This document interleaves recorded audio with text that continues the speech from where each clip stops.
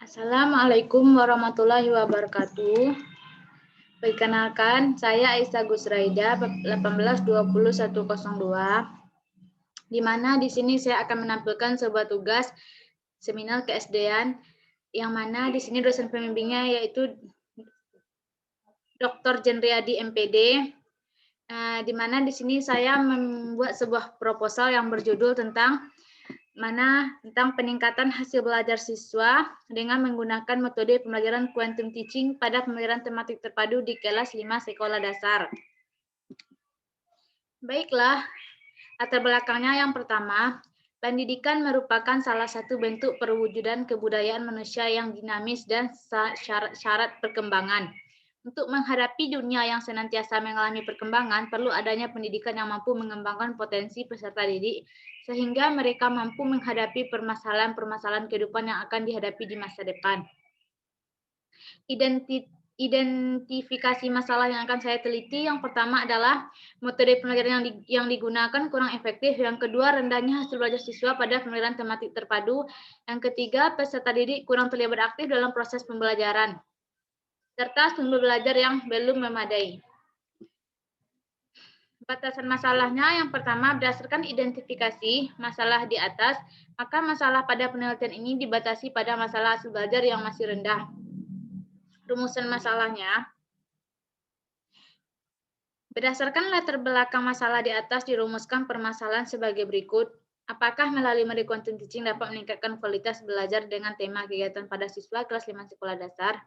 Rumusan masalahnya dapat dirincikan sebagai berikut. Yang pertama adalah, apakah model quantum teaching dapat meningkatkan keterampilan guru dalam pembelajaran dengan tema kegiatan pada siswa kelas 5 sekolah dasar? Yang kedua, apakah model quantum teaching dapat meningkatkan aktivitas siswa dalam pembelajaran dengan tema kegiatan pada siswa kelas 5 sekolah dasar? Yang ketiga, apakah model quantum teaching dapat meningkatkan hasil belajar siswa dalam pembelajaran dengan tema kegiatan pada siswa kelas 5 sekolah dasar? Manfaat penelitian yang akan saya teliti ini, yang pertama adalah manfaat teoritis. Hasil penelitian ini diharapkan dapat dijadikan sumber informasi dan masukan kepada pengajar atau guru dalam mengajar siswa. Quantum teaching merupakan cara belajar dan suasana yang lebih nyaman dan menyenangkan, sehingga siswa akan lebih bebas dalam menemukan berbagai pengalaman baru dalam belajar. Manfaat praktisnya, yang pertama bagi guru. Manfaat praktis bagi guru, yang pertama menambah pengetahuan tentang pemanfaatan quantum teaching sebagai model pembelajaran. Yang kedua, guru lebih termotivasi untuk melakukan penelitian tindakan kelas yang bermanfaat bagi perbaikan dan peningkatan proses pembelajaran. Yang ketiga, dapat meningkatkan keterampilan guru dalam mengajar. Yang keempat, guru lebih termotivasi untuk menerapkan strategi pembelajaran yang lebih bervariatif. Manfaatnya bagi siswa, yang pertama menumbuhkan minat belajar siswa pada proses penerimaan materi, pembelajaran terasa lebih mudah dan siswa merasa suara kerincian dan penuh keaktivitas dalam proses pembelajaran. Yang keduanya, meningkatkan motivasi siswa dalam pembelajaran. Yang berikutnya bagi sekolah, digunakan sebagai pertimbangan dalam memotivasi guru untuk melaksanakan proses pembelajaran yang efektif dan efisiensi dengan menggunakan model pembelajaran quantum teaching. Yang pertama, pada bab 2-nya yang saya teliti yaitu pengertian hasil belajar. Pengertian hasil belajar merupakan makna penting bagi peserta didik guru sekolah. Baiklah, di sini saya mengutip pendapat Shani pada tahun 2019 pada halaman 38 menyatakan bahwa hasil belajar adalah perubahan perilaku atau kompetensi, sikap, pengetahuan, dan keterampilan yang diperoleh peserta didik setelah melalui aktivitas belajar. Selanjutnya, tujuan hasil belajar. Tujuan hasil belajar, di sini saya mengutip pendapat dari Hamalik pada tahun 2011 halaman 110 yang mengatakan bahwa hasil belajar memiliki tujuan-tujuan tertentu, yaitu yang pertama untuk memberikan informasi tentang kemajuan peserta didik, dalam upaya mencapai tujuan belajar melalui berbagai kegiatan belajar. Yang kedua, memberi informasi yang dapat digunakan untuk membina kegiatan-kegiatan belajar peserta didik lebih lanjut, baik keseluruhan kelas maupun masing-masing individu. Yang ketiga, memberikan informasi yang dapat digunakan untuk mengetahui kemampuan peserta didik, menetapkan kesulitan-kesulitannya, dan menyarankan kegiatan remedial. Yang berikutnya, ruang lingkup hasil belajar. Ruang lingkup hasil belajar di sini saya mengutip pendapat dari Rusman pada tahun 2015 pada halaman 68 menyatakan bahwa hasil belajar serta didik dilakukan secara berimbang dengan tujuan dapat digunakan untuk menentukan posisi peserta didik terhadap standar yang ditetapkan menurut Rusman. Hasil belajar dikelompokkan ke dalam 3 ranah, yaitu yang pertama ranah kognitif, afektif, dan psikomotor. Ranah kognitif berkenaan dengan kemampuan dan berkacap-kacap intelektual berpikir. Sedangkan ranah afektif berkenaan sikap, kemampuan, dan penugasan segi-segi emosional, yaitu perasaan, sikap, dan nilai nilai. Sedangkan ranah psikomotor berkenaan dengan suatu keterampilan-keterampilan atau gerakan fisik. Yang berikutnya, pengertian pembelajaran quantum teaching. Pengertian pembelajaran quantum teaching adalah quantum teaching dalam kamus bahasa Inggris diartikan sebagai jatah atau banyaknya persediaan. Sedangkan teaching artinya adalah mengajar, quantum interaksi yang mengubah energi menjadi cahaya.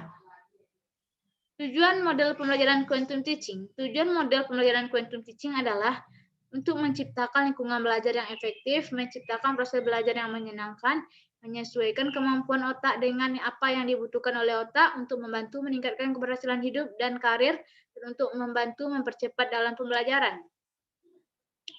Karakteristik umum yang tampak pada pembelajaran quantum teaching sebagai berikut. Yang pertama, model pembelajaran quantum teaching berpangkal pada psikologi kognitif, bukan fisika kuantum. Yang kedua, model pembelajaran quantum teaching lebih bervariasi humanistik, bukan berpositivitis, empiris, hewanistik, nativistik. Yang ketiga, model pembelajaran quantum teaching lebih bersifat konstruktivitis, bukan positivitis, empiris, behavioris, dan naturalisme. Model pembelajaran quantum teaching berupaya memadukan, menginteraksikan, menyinergikan, dan mengkolaborasikan faktor potensi diri manusia selaku pembelajaran dengan lingkungan fisik dan mental sebagai konteks pembelajaran. Model pembelajaran quantum teaching memusatkan perhatian pada interaksi dan bermutu dan bermakna, bukan sekedar transaksi makna. Sintak model pembelajaran quantum teaching. Adapun sintaks dalam penerapan model pembelajaran quantum teaching yaitu menumbuhkan minat belajar siswa untuk mengikuti proses tumbuhnya, memfasilitasi siswa untuk mendapatkan pengalaman belajar dengan percobaan alami, membimbing siswa untuk menarik kesimpulan berdasarkan informasi fakta atau rumus yang 27 ditemukan yang mana memberikan kesempatan kepada siswa untuk memaparkan hasil percobaan yang dilakukan demonstrasi. Yang kelima, mengantarkan siswa untuk mengulangi pengetahuan yang telah dimiliki ke dalam suatu persoalan supaya memperkuat koneksi syaraf dalam pemahaman konsep ulang. Yang selanjutnya, memberikan perayaan sebagai feedback positif terhadap usaha siswa dalam proses pembelajaran. Kelebihan dan kekurangan dari model quantum teaching. Yang pertama, kelebihan dari model quantum teaching yang pertama dapat membimbing siswa ke arah berpikir yang sama dalam satu saluran pikiran yang sama. Yang kedua, karena quantum teaching lebih melibatkan siswa saat proses pembelajaran, perhatian siswa dapat dipusatkan kepada hal-hal yang dianggap penting oleh guru, sehingga hal yang penting itu dapat diamati secara teliti. Selanjutnya, Kekurangannya menurut Soimin pada tahun 2014 halaman 146 antara lain yang pertama, model quantum teaching ini memerlukan kesiapan perencanaan yang matang. Di samping memerlukan waktu yang cukup panjang, yang mungkin terpaksa mengambil waktu atau jam pelajaran lain. Yang kedua, fasilitas seperti peralatan tempat dan biaya yang memadai tidak selalu tersedia dengan baik. Yang ketiga, karena dalam metode ini ada perayaan untuk menghormati usaha seorang siswa, baik berupa tepuk tangan, jentikan jari, nyanyian, dan lain-lain, dapat mengganggu kelas lain. Yang kedua, pengertian pembelajaran tematik terpadu. Menurut Rusman pada tahun 2015 halaman 139 menyatakan bahwa pembelajaran tematik terpadu salah satu pendekatan dalam proses terpadu atau disebut dengan indirect instruction yang merupakan suatu sistem pembelajaran yang memungkinkan peserta didik baik secara individual maupun kelompok aktif menggali dan menemukan konsep serta prinsip-prinsip keilmuan secara holistik, bermakna dan autentik. Tujuan pembelajaran tematik terpadu. Menurut Rusman pada tahun 2015 halaman 145 mengatakan bahwa pembelajaran tematik terpadu memiliki tujuan sebagai berikut. Yang pertama, mudah memusatkan perhatian pada satu tema atau topik tertentu. Yang kedua, mempelajari pengetahuan dan mengembangkan berbagai kompetensi muatan mata pelajaran dengan tema yang sama. Yang ketiga, memiliki pemahaman terhadap materi pembelajaran lebih mendalam dan berkesan. Yang keempat, mengembangkan kompetensi berbahasa lebih baik dengan mengaitkan berbagai muatan mata pelajaran lain dengan pengalaman pribadi peserta didik. Karakteristik pembelajaran tematik terpadu. Menurut Rusman pada tahun 2015 halaman 146 mengatakan bahwa pembelajaran tematik terpadu memiliki karakteristik sebagai berikut. Yang pertama, berpusat pada peserta didik. Pembelajaran tematik terpadu berpusat pada peserta didik atau disebut dengan student center. Hal ini sesuai dengan pendekatan belajar modern yang lebih banyak menempatkan peserta didik sebagai subjek belajar, sedangkan pendidikan lebih berperan sebagai fasilitator, yaitu memberikan kemudahan-kemudahan pada peserta didik untuk melakukan aktivitas belajar. Yang kedua, memberikan pengalaman langsung pada anak. Pembelajaran tematik terpadu dapat diberikan pengalaman langsung kepada peserta didik. Pelaksanaan pembelajaran tematik terpadu, kegiatan awal, pembukaan, tujuan, dan kegiatan pembelajaran yang pertama adalah A. Untuk menarik perhatian peserta didik. Dapat dilakukan dengan cara seperti meyakinkan peserta didik bahwa materi. Yang pertama, kegiatan inti. Kegiatan inti merupakan kegiatan pokok dalam pembelajaran. Dalam kegiatan inti dilakukan pembahasan terhadap tema, subtema melalui berbagai kegiatan belajar dengan menggunakan ilmu multimedia dan media sehingga seperti dapatkan. Selanjutnya, kegiatan akhir atau disebut dengan penutup. Kegiatan akhir dapat diartikan sebagai kegiatan yang dilakukan oleh pendidik untuk mengakhiri pembelajaran dengan maksud untuk memberikan gambaran menyeluruh tentang apa yang telah dipelajari peserta didik. Hakikat rencana pelaksanaan pembelajaran atau disebut dengan RPP. Rencana pelaksanaan pembelajaran merupakan bagian terpenting yang harus diperhatikan dalam implementasi kurikulum 2013. Oleh karena itu, guru harus membuat rencana pelaksanaan pembelajaran atau RPP karena merupakan suatu pedoman dalam pembelajaran. Menurut Rusman tahun 2015 halaman 321, rencana pelaksanaan pembelajaran RPP adalah rencana kegiatan pembelajaran tatap muka untuk satu pertemuan atau lebih. Komponen RPP. Menyusun RPP adalah seorang guru harus mengetahui terlebih dulu apa saja komponen dari RPP tersebut. Menurut Kemendikbud tahun 2014 halaman 123 sampai halaman 124, komponen dari RPP ialah identifikasi yaitu satuan pendidikan, tema, subtema, kelas, semester, alokasi waktu, kompetensi inti, kompetensi dasar, dan indikator. Tujuan pembelajaran, materi pembelajaran, metode pembelajaran, media, alat, dan sumber pembelajaran, langkah-langkah kegiatan pembelajaran, serta penilaiannya. Kerangka teori, pembelajaran tematik terpadu merupakan pembelajaran yang menggunakan tema sebagai pemersatu materi dan beberapa mata pelajaran, sehingga menciptakan pembelajaran yang bermakna bagi peserta didik. Peningkatan hasil belajar dapat dilakukan dengan cara melakukan perbaikan dalam pembelajaran tematik terpadu di sekolah dasar. Bab 3-nya yang pertama yaitu setting penelitian, tempat penelitian. Penulis mengambil lokasi penelitian di sekolah, di kelas 5 sekolah dasar dengan pertimbangan sebagai berikut. Yang pertama, sekolah sudah menerapkan kurikulum 2013 sesuai dengan penelitian yang penulis laksanakan. Yang kedua, lokasi sekolah bertepatan dengan tempat PLK penulis.